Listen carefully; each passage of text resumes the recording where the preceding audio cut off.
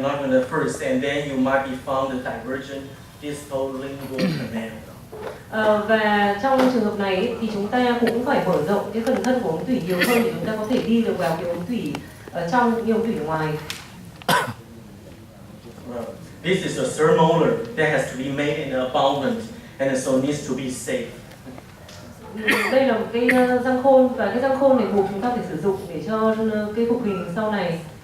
So in this kind of curved canals, nitride road instrumentation is highly recommended. If hand filing is used, the translation is very high, especially with file size that are more than 10.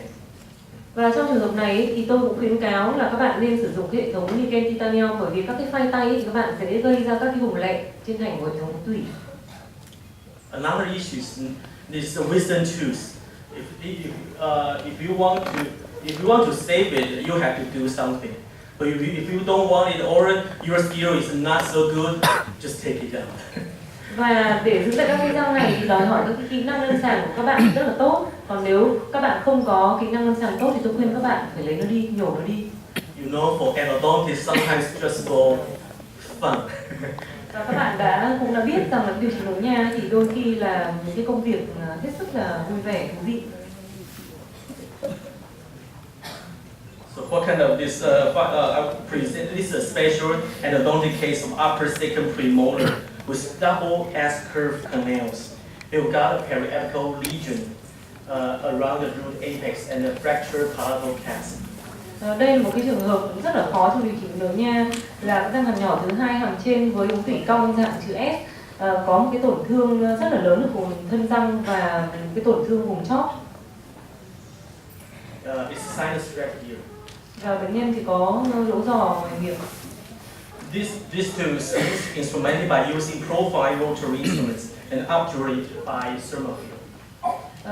Cái răng này thì tôi đã thực hiện kỹ thuật sử dụng cái profile máy và kỹ thuật hàn là hàn bằng Thermofil. Yeah, this is 1 month spot. Đây là hình ảnh sau 1 tháng. And 8 months recall. Còn đây là hình ảnh sau 8 tháng. In this case, we can find the lesion is almost disappeared. Sau 14 tháng thì các bạn có thể nhìn thấy là các tổn thương gần như là biến mất. And for 18 months years, you see it's the initial pictures, and then I give you the 12 years recall, and it's really not bad. Và cái kết quả sau 12 năm thì cũng không tệ tí nào cả. Okay, so Dr. Schroeder in 1974 said, unshaped canals cannot be cleaned, unshaped canals cannot be filled. Và năm 1974 thì bác sĩ Schindler có nói rằng là những ống tủy mà không được tạo hình thì không bao giờ được làm sạch, và những ống tủy không được tạo hình thì không bao giờ được hàn kín. And sometimes without good instruments, successful outcomes could not be achieved. Và do vậy là nếu chúng ta không có cái hệ thống dụng cụ tốt để tạo hình hệ thống tủy thì chúng ta cũng không thể đạt được sự thành công. So even the nitride road instruments now is almost 20 years, but the basic objective in cleaning and shaping you cannot forget it. Tuy rằng là hệ thống Niken Titanium cũng đã được hình thành và phát triển hơn 20 năm nay, nhưng mà các cái tiêu chí cơ bản của việc tạo hình hệ thống tủy thì các bạn vẫn phải theo sát nó. The first point, and I believe is the most important step, is to remove infected soft and hard tissue. Và cái tiêu chí đầu tiên cũng là cái tiêu chí quan trọng nhất, là chúng ta phải lấy bỏ sạch hoàn toàn các hệ thống mô mềm cũng như là mô cứng nhiễm khuẩn. So removing the infected soft and hard tissue from the root canals is far more important than putting fillings in them. Và cái việc mà lấy đi toàn bộ hệ thống tủy, lấy đi toàn bộ cái hệ thống mô mềm cũng như là mô cứng nhiễm khuẩn hệ thống tủy thì nó quan trọng hơn rất là nhiều lần so với cái việc mà chúng ta phải hàn kín hệ thống tủy. Second, due to the complex root canal system, we must use disinfecting irrigants to gain access and remove infected tissue more effectively. Và do tủy nó rất là phức tạp, vì vậy là chúng ta phải sử dụng các cái dung dịch bơm rửa làm sạch để có thể đi được vào tất cả các cái phần của hệ thống tủy. Most of the time, I use the sodium hypochlorite to be my disinfecting irrigants.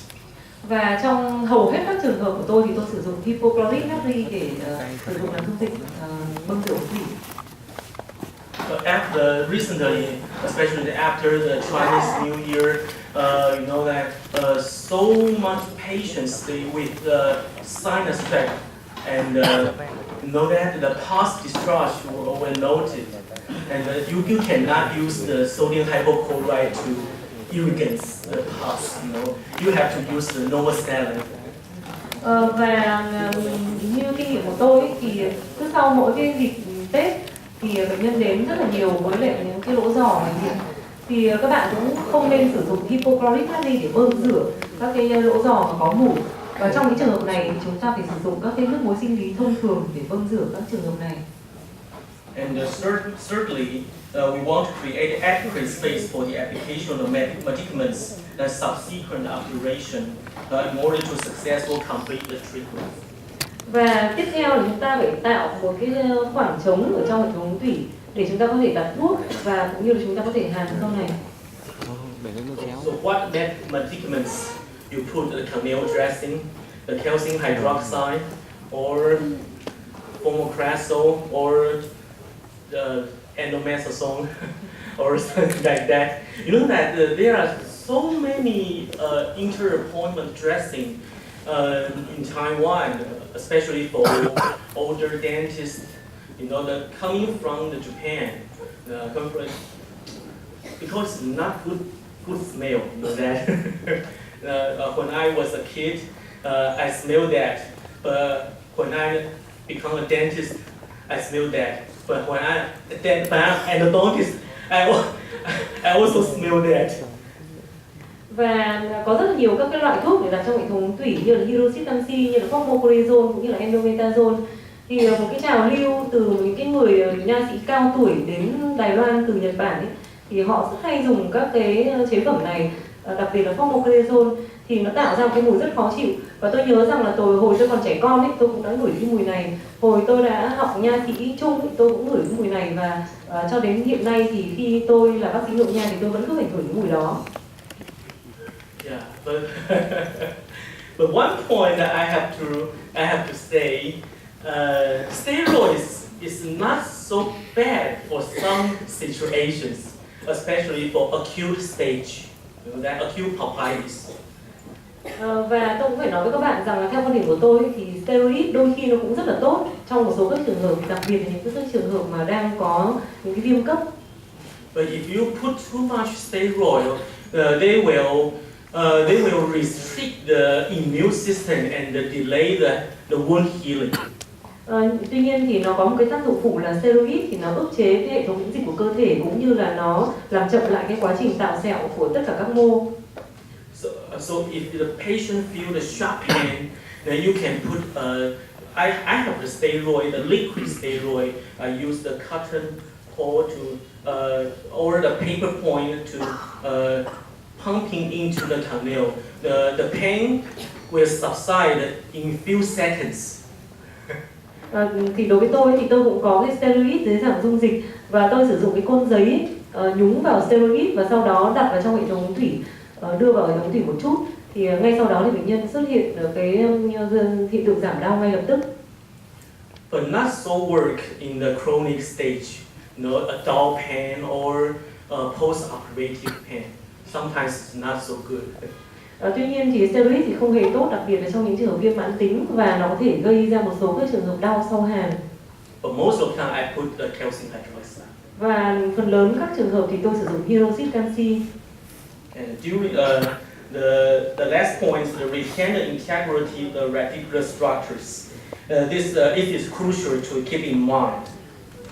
Và một yếu tố cuối cùng mà các bạn luôn luôn phải nhớ trong đầu là chúng ta phải bảo tồn cái tính toàn vẹn của cấu trúc vùng chóp. So modern endodontics differs from the traditional endodontics in many ways.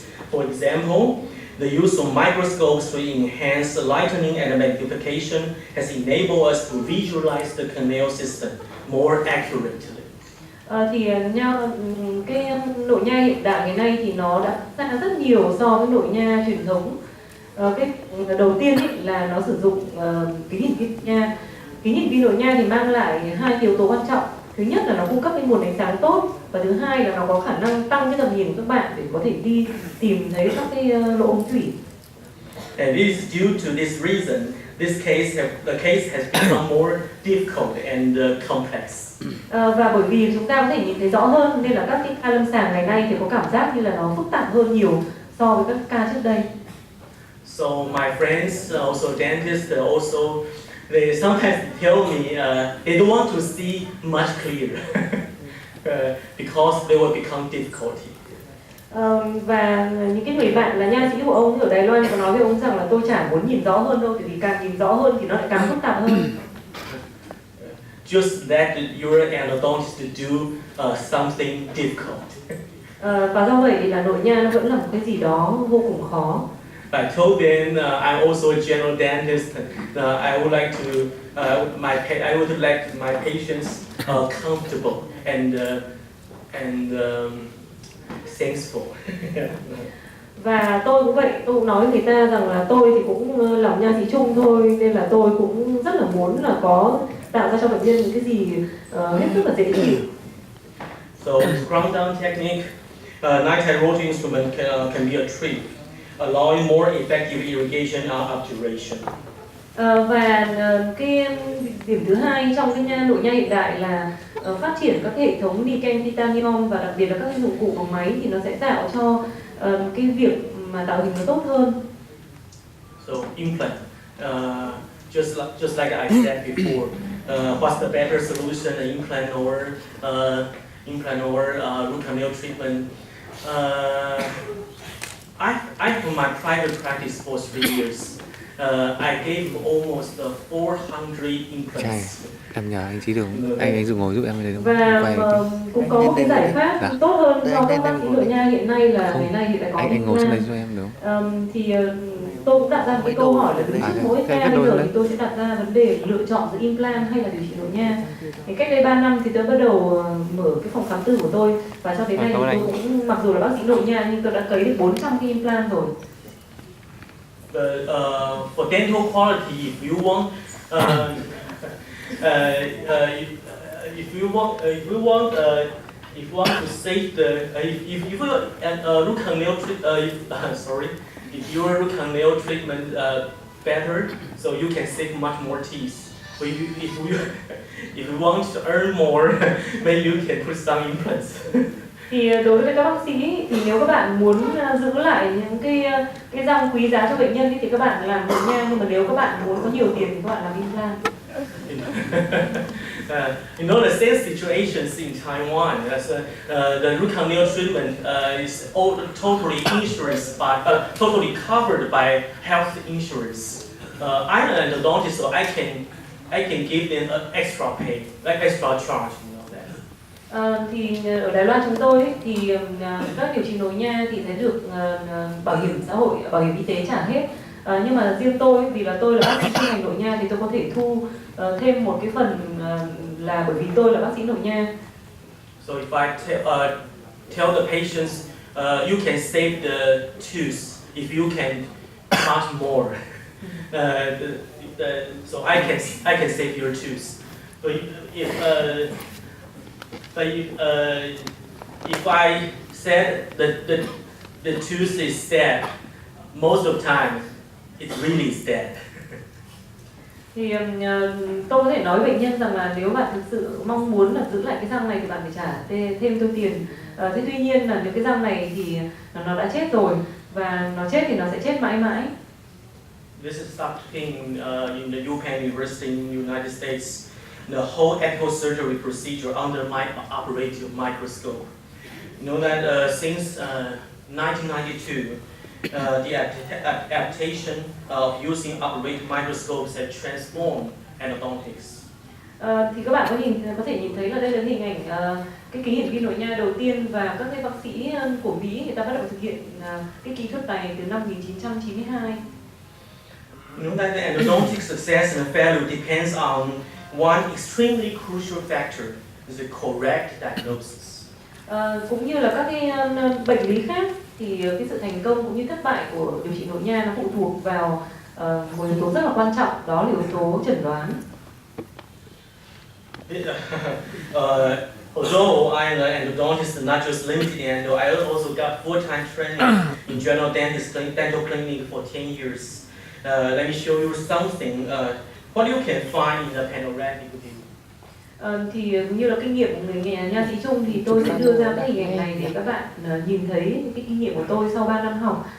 Thì trong cái hình ảnh cái phim panorama này thì các chị các bạn có thể nhìn thấy cái gì ạ? In my office, every new patients coming to my office, I will take a panoramic view for them. Thì đối với tất cả các bệnh nhân mà đến phòng khám của tôi, việc đầu tiên tôi yêu cầu họ là chụp cho tôi một cái phim panorama. In the picture, you can see many things. I also training my young staff how to judge this picture. Và đối với những nha sĩ trẻ của tôi thì bao giờ tôi cũng luôn luôn dạy họ cái việc đầu tiên là nhìn trên một cái phim panorama này thì sẽ phân tích và sẽ phán đoán. So you can see the four. It's a 26. This patient is a 26 years old, a male, and the four wisdom tooth and of course impacted, and the 16 is a residual root. And here is 1, 2, 1, 1, 2, 1, 2, 2 have periapical lesion around the root apex. Và đây là hình ảnh một bệnh nhân nam 26 tuổi. Thì việc đầu tiên khi nhìn thấy phim này thì các bạn có thể nhìn thấy là có 4 cái răng khôn. Trong đó thì có răng khôn vẫn còn đang ngầm ở trong xương. Việc mà chúng ta phải đưa ra cái quyết định cho bệnh nhân là phải lấy đi 4 cái răng khôn này. Tiếp theo là chúng ta có thể nhìn thấy một cái chân răng 16 vẫn còn ở trên hàm đã được điều trị tủy. Tiếp sau nữa là cái răng 22, 21, 11, 12 là có cái tổn thương vùng chóp.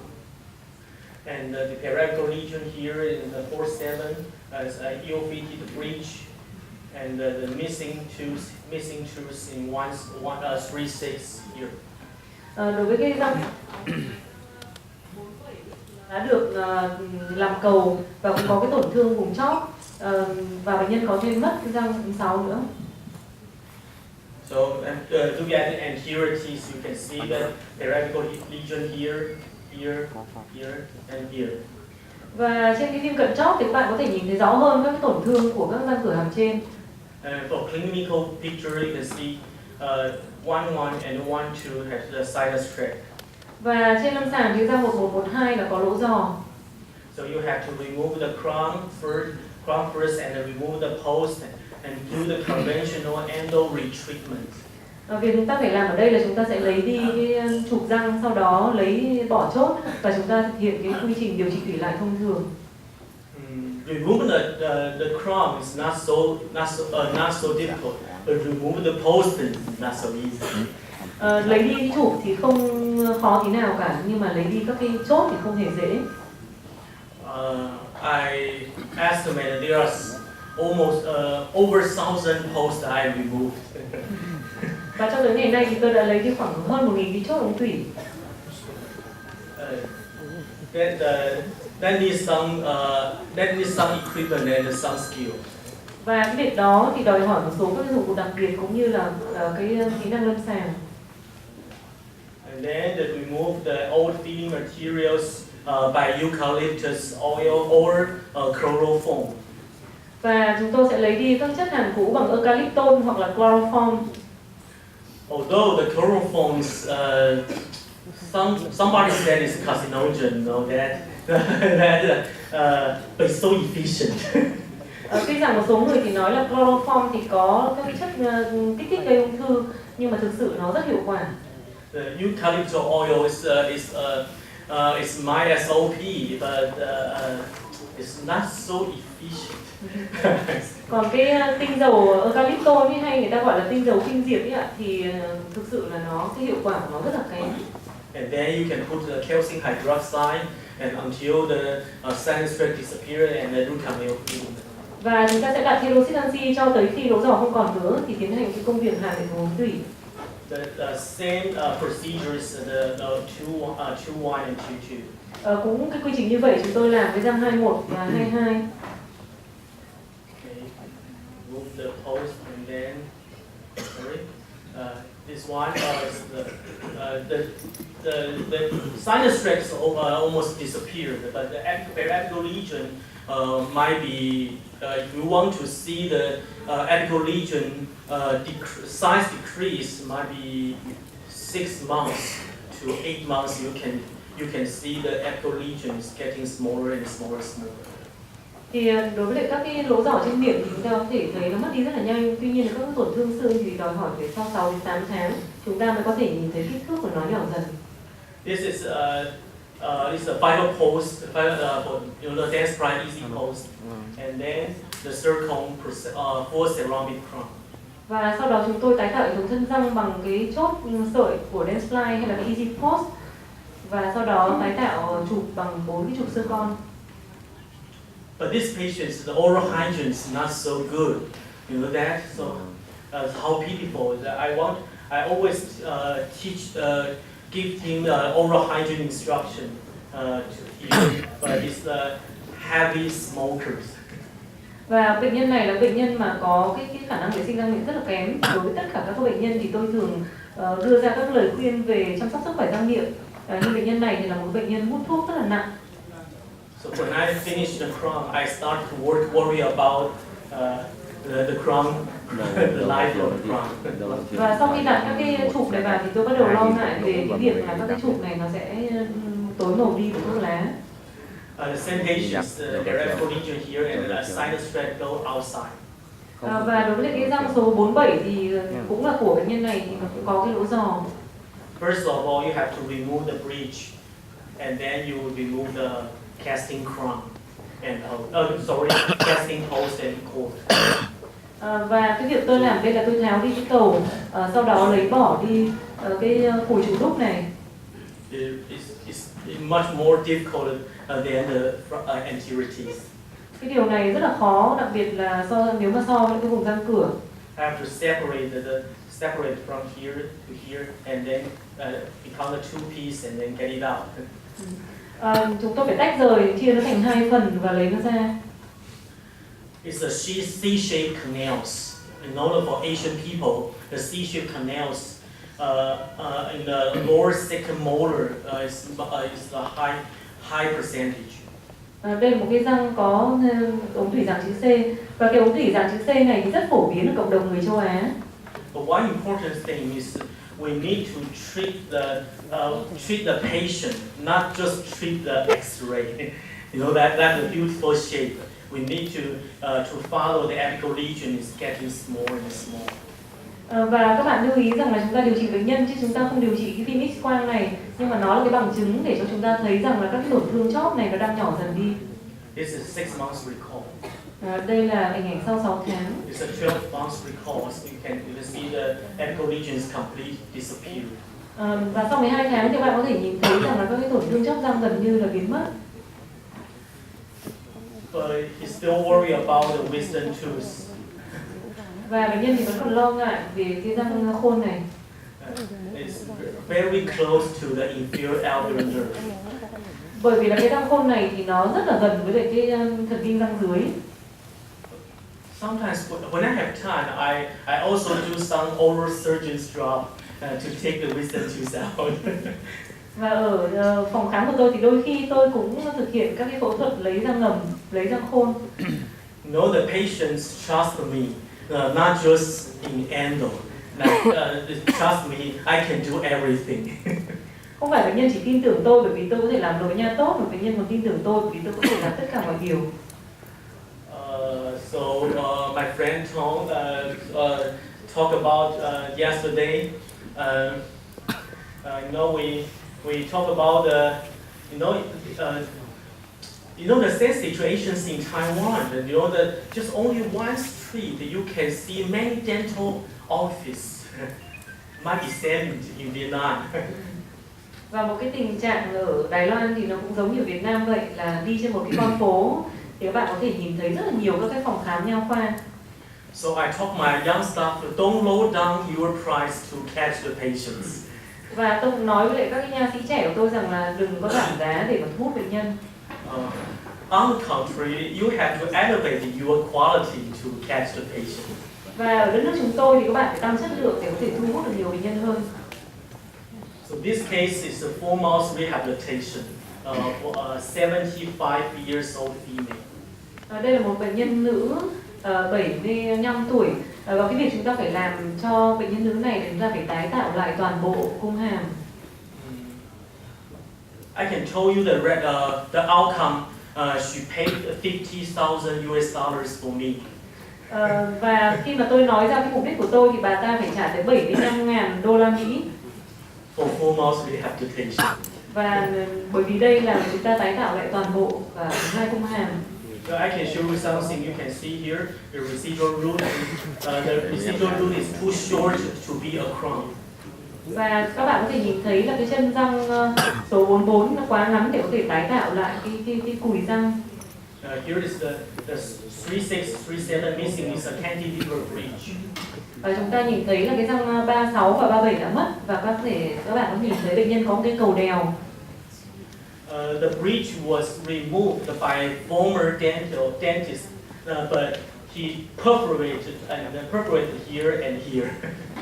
Và cái cầu ở hàm trên ấy, cầu 4 hàm trên thì đã được một cái nha sĩ khác lấy đi, và khi mà cố gắng để chữa thì người ta đã làm thủng mất hai răng. And the periapical region here, but from 13 to 22 is a splinted.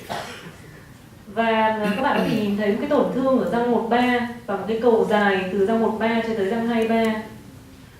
Here have the secondary caries under the crown and the ill-fitted bridge here. Và ở cái răng 16 thì các bạn có thể nhìn thấy một cái tổn thương sâu răng tái phát dưới trụ. So first of all, I gave her a combing CT evaluation, 44, 45, 46, and 47. Việc đầu tiên là tôi thực hiện chụp phim CT cone beam cho răng cơ và đánh giá cái vùng răng từ răng 44 đến răng 47. The combing CT is my expensive equipment in my office. Và cái hệ thống chụp cone beam CT là cái hệ thống đắt nhất trong cái phòng khám của tôi. You can see the 4 implants in 44, 45, 46, 47. Và sau đó tôi đặt 4 cái trụ implant cho bệnh nhân.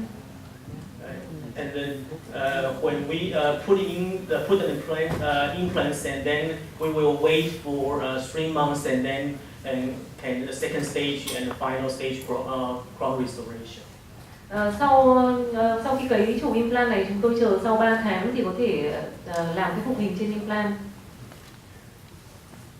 You can see the color pictures, and then I have to treat this. You can see that the operation here and here. Và tôi điều trị thủy lại cái răng cái răng 27, và cái răng 27 này thì các bạn có thể nhìn thấy là đã bị thủng thành của cái thân răng. So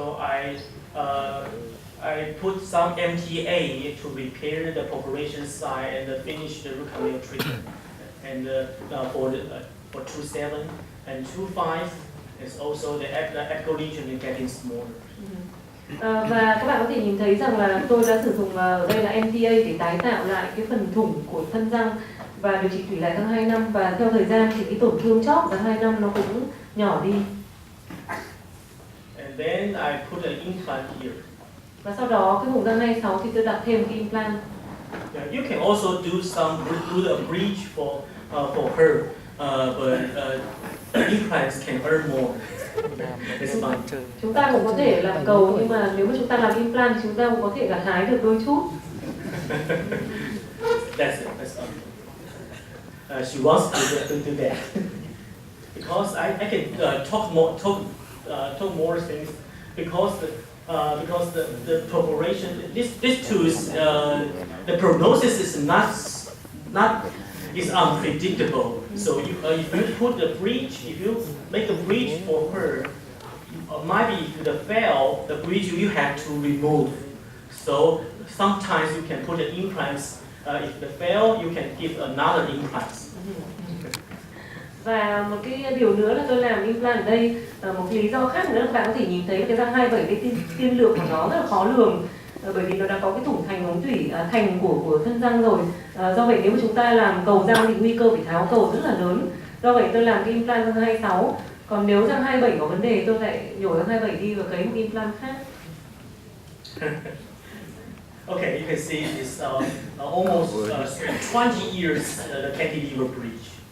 Và các bạn có thể nhìn thấy hình ảnh cái cầu đèo này, cái cầu đèo này nó đã tồn tại trong bệnh nhân đến hơn 20 năm. You can see the porcelain fracture here. Và cái phần sứ nó đã bị vỡ ra. For biomechanics, this definitely happened because when you biting food, the force coming down here, the porcelain will fracture. Và đây thì nó cũng là cái nguyên tắc cơ học rất là đơn giản thôi. Thì khi các bạn khi bệnh nhân nhai vào cái vùng thân của cái cầu đèo ấy thì nó sẽ làm vỡ cái vùng sứ này. So first of all, I cut down the cantilever part and then give 2 implants.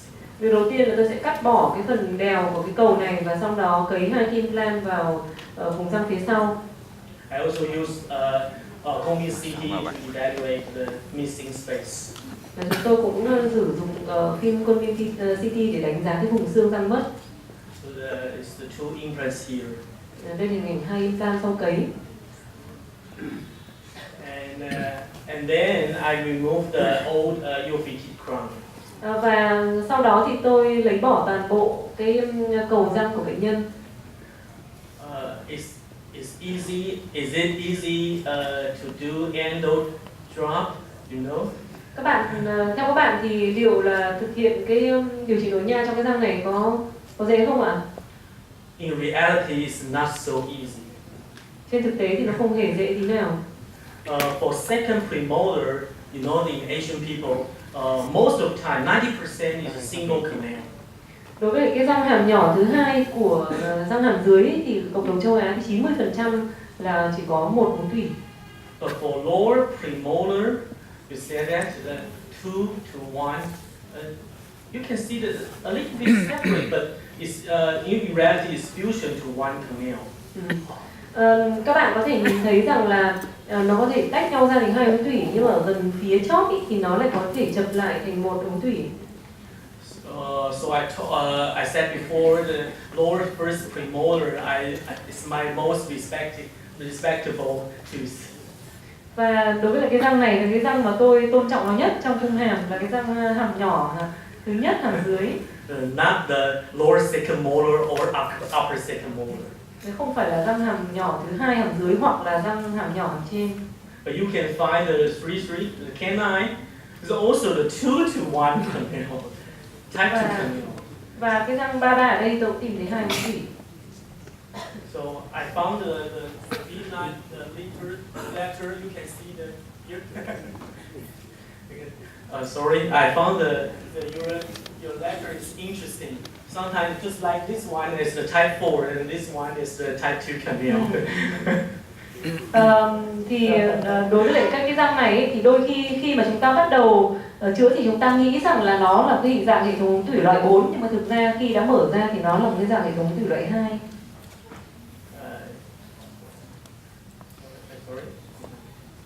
So you can see the periapical region around the 1-3 apex. Và quanh cái răng 1-3 này các bạn có thể nhìn thấy một cái tổn thương chóp rất là lớn. And here I think it's the cotton with endomethasone. Và trong hệ thống tủy này thì tôi có thể nhìn thấy có một chút cái endomethasone. When the pen subside, the dentist give the pulse and the trunk. Nhưng mà trên endomethasone đấy thì nha sĩ trước đó đã vẫn đặt một cái chốt. But another thing, you know arsenic. You know in Taiwan, some old dentists they also put some arsenic to kill the pulp. You know, for old dentists. Thì có một điều tồi tệ mà tôi cũng muốn nói với các bạn ở đây là ở Đài Loan, ngay ở Đài Loan thì một số các nha sĩ nhiều tuổi thì họ vẫn sử dụng arsenic để diệt tủy. Even some young dentists also learn that. Và một số các nha sĩ trẻ thì họ cũng vẫn học theo cái lối cũ đó là sử dụng arsen để diệt tủy. But if the arsenic leak to outside the tooth, the bone and the gingiva, the soft tissue, the heart is totally dead. Và chỉ vì một cái lý do nhỏ nào đó thôi mà cái arsen này nó có thể thấm qua thành ống tủy vào trong hệ thống dây chằng, nha chu, vào xương cũng như là vào lợi, thì toàn bộ các cái mô mà đã thấm arsen thì nó sẽ chết hết. You know, for oral surgeon, they have to do some bone section to remove the sequestered bone, and then to bone debridement until the blood coming out, and then that means the healthy bone. Và như các bạn đã biết thì khi mà gặp xương chết ý, thì các nhà phẫu thuật người ta sẽ phải lấy bỏ xương, và tiếp theo đó thì người ta phải làm sạch và nạo đi các cái vùng xương xung quanh cho tới khi thấy máu bắt đầu chảy ra, bởi vì khi máu chảy ra thì đó mới là vùng xương lành. I remember that the brand name is the DePaul-Pink. I have no idea. It might be the DePaul-Pink. It's a brand name about the arsenic. Tôi không nhớ lắm cái chế phẩm này, hình như tôi nhớ là cái tên biệt dược của nó là DePaul-Pink. So don't put poison into the canal. Và một điều các bạn nên nhớ rằng là đừng bao giờ bỏ bất cứ cái chất độc nào vào trong hệ thống tủy. Okay, I remove the 1, 4 to 1, 6 ill-fitted bridge first. Tôi lấy bỏ cái trụ cái chốt ống tủy trong sang 14 và 16. So you can see that the 1, 4 and the 1, 6 no prominent apical lesion and no symptoms and signs, and just need to remove the old crown bridge and give them a new one. Trong cái hình ảnh này các bạn có thể nhìn thấy rằng là mặc dù là các cái răng này thì đã được lấy bỏ phần cầu răng, nhưng mà xung quanh phần chóp răng thì không có một cái tổn thương mãn tính nào hết. Do vậy là chúng ta chỉ cần chỉ định là lấy bỏ cái chốt thôi, còn không cần phải điều trị tủy lại. You don't need to remove the post. This is a casting post in core, and this one is also a metal post. Tôi xin lỗi là chúng ta thậm chí cũng không phải lấy đi các cái chốt này, bởi vì cái răng 4 ý, thì là một cái chốt đúc, có tới tận 2 chốt, còn một cái bên kia là một cái chốt kim loại nằm sâu ở trong hệ thống tủy. If this one is a screw post, I can try, but this is too long, so and no symptoms and signs. Just keep it. Don't touch anything. Và đối với răng 16 ấy, thì nếu mà đây là một cái chốt xoáy thì tôi sẽ cố gắng lấy nó ra, nhưng mà cái chốt này thì thực sự nó quá dài và nó gây rất là nhiều nguy cơ, do vậy là cứ để vậy. You know that some young endodontists, you want to show their ability to remove the post. Finally, the tooth fracture. Và đừng có cố gắng lấy ra, đặc biệt là đối với các bạn là nha sĩ trẻ, để chứng tỏ cái khả năng lấy chốt của mình thì đôi khi chúng ta sẽ làm vỡ răng. In Taiwan, they got legal problem if the tooth fracture. Và nếu mà chúng ta làm vỡ cái răng này thì chúng ta sẽ gặp các cái vấn đề tiếp tục. So the 1, 5 Tôi đặt một cái implant vào răng 1 năm. Okay. Okay, I got 1, 2, 3, 4, 5, 6, 7, 8 implants. Tôi có 8 cái implant đã được đặt. So happy. Chúng ta có hạnh phúc mà. You know that when I do the root canal retreatment, I put some eucalyptus oil and take the old filling material out. In my side, the oral surgeon do some implants. We spent same time 1 hour. She gave him 2 implants.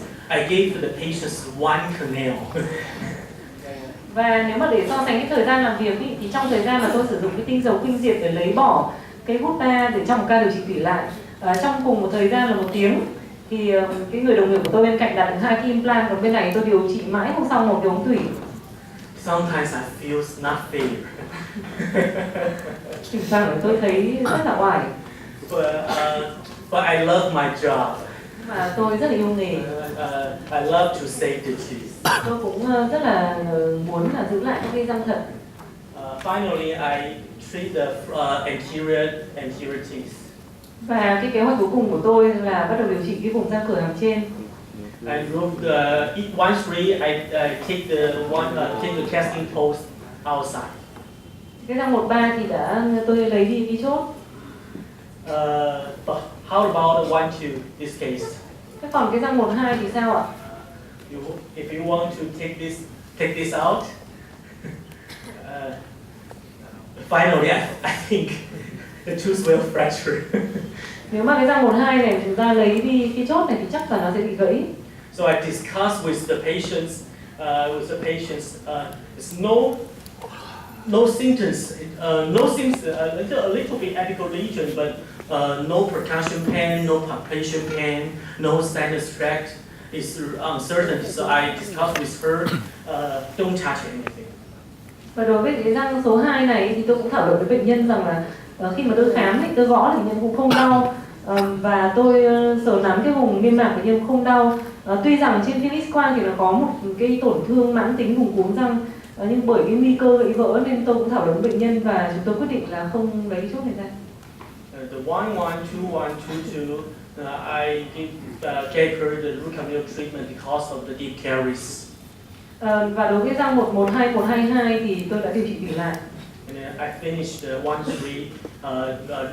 root canal treatment, and the apical lesion is getting smaller. Và răng 1-3 cũng được tiến hành điều trị tỉ lại và cái tổn thương cuống răng nó cũng đã nhỏ đi. This is whole picture, the final outcome. Và đây là cái hình ảnh cuối cùng sau khi điều trị. It's not circle, it's not full ceramics. It's porcelain fused to metal. It's not just a PFM. Đây không phải là cái hình ảnh của toàn xứ, cái hàm toàn xứ, mà đây là cái hàm thép cẩn xứ. It's not bad. Không tồi lắm phải không ạ? You want to do some restoration? You know that before I learned before I gave my training in endodontics, I love to do prosthodontics. You know that. Trước khi mà tôi học nội nha thì tôi rất thích làm vùng hình. Including the RPD and the complete denture. Thì bao gồm cả những cái cầu chụp cố định và cũng như là các cái hàm tháo lắp. But when I learned implants, I also do some RPD and complete dentures. But that changed my concept to give them implants to be abutments. You know that is over denture. You know that. Và khi tôi học implant thì tôi cũng vẫn làm những các cái việc cũ, và cái việc mà tôi làm học được thêm nữa là tôi có thể làm được các cái hàm phủ, hàm overdenture. We back to the root canal treatment, the curved canal and the rigid instruments. That will be the transportation. Thì quay lại cái việc điều trị thủy, thì đối với những ống thủy cong và những cái dụng cụ mà cứng ấy, thì thông thường nó rất hay gây thủng thành hệ thống ống thủy. This is a stainless steel hand file my young students do. You can see the mesobuccal canal is a curved canal, and you check the working length can very smooth and go down to the apex. Thì đây là một cái trường hợp mà cái răng 6 hàm trên là sinh viên của tôi làm, thì người ta đã sử dụng cái file stainless steel để đo chiều dài ống thủy. Thì đối với những cái file nhỏ thì nó rất là dễ dàng đi vào cái ống thủy gần rất là cong này. But she is a good dentist, but it's worked so hard. But finally, you know, the lateral perforation here. Cô ta cũng là một cái nha sĩ rất là tốt và cũng rất là chịu khó chăm chỉ, nhưng mà tuy nhiên thì cuối cùng cũng đã làm thủng thành hệ thống ống thủy này. A teacher told her stop. Don't let your filling material out beyond the apex or the perforation size. So she stopped here. Và thầy giáo của cô ta còn nói với cô ta rằng là trong trường hợp đã làm thủng thành ống thủy thì đừng có hàm thừa bất cứ một cái vật liệu hàm nào ra ngoài cái vùng dây chằng, và cô ta cũng làm như vậy. Cô ta hàm kết thúc ở trong ngay cái phần mà cô ta đã làm thủng. We follow that case. The case until now is so good. It's so good. It's okay. Và khi mà theo dõi thì thấy rằng những cái trường hợp này nó cũng không đến nỗi tệ lắm.